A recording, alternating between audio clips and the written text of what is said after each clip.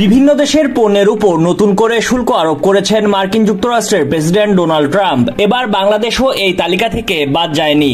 বাংলাদেশি পণ্যের উপর শুল্ক বাড়িয়ে 37% করা হয়েছে, যা বাংলাদেশের বাণিজ্যের জন্য অশনি সংকেত বলে মনে করছেন সংশ্লিষ্টরা। আগে বাংলাদেশের শুল্ক ছিল 15%।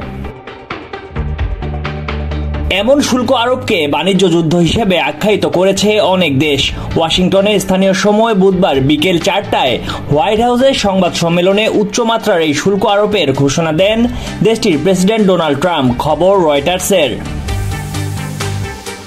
বাংলাদেশের প্রধান দুই রপ্তানি বাজারের একটি যুক্তরাষ্ট্র, ফলে নতুন এই শুল্ক আরোপে বাংলাদেশের রপ্তানি, বিশেষ করে তৈরি পোশাক খাতে বড় ধরনের নেতিবাচক প্রভাব পড়ার আশঙ্কা করা হচ্ছে।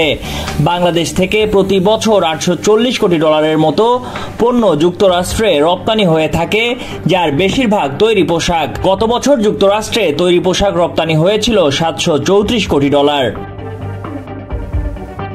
এদিকে ট্রাম্প আরোপিত নতুন শুল্ক কাঠামোর অধীনে ভারতের শুল্ক হার 26%, যা তৈরি পোশাক শিল্প খাতে ভারতের প্রতিযোগী ভিয়েতনামের 46%, শ্রীলঙ্কার 44%, বাংলাদেশের 37% ও চীনের 34%-এর চেয়ে উল্লেখযোগ্যভাবে কম।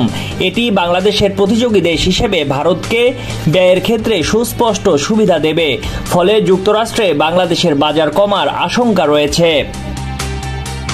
বিশ্বের বিভিন্ন দেশ যুক্তরাষ্ট্রের পণ্যে কত শতাংশ শুল্ক আরোপ করেছে তা উল্লেখ করে এর প্রেক্ষিতে যুক্তরাষ্ট্র সেসব দেশে কত শতাংশ শুল্ক আরোপ করেছে সেই তালিকা তুলে ধরেছেন ডোনাল্ড ট্রাম্প। পাল্টা এই শুল্ক আরোপের ক্ষেত্রে কঠোর অবস্থানে থাকা ট্রাম্প বলেছেন, বাণিজ্য যুদ্ধের ক্ষেত্রে কখনো কখনো বন্ধু শত্রুর চেয়ে খারাপ হয়।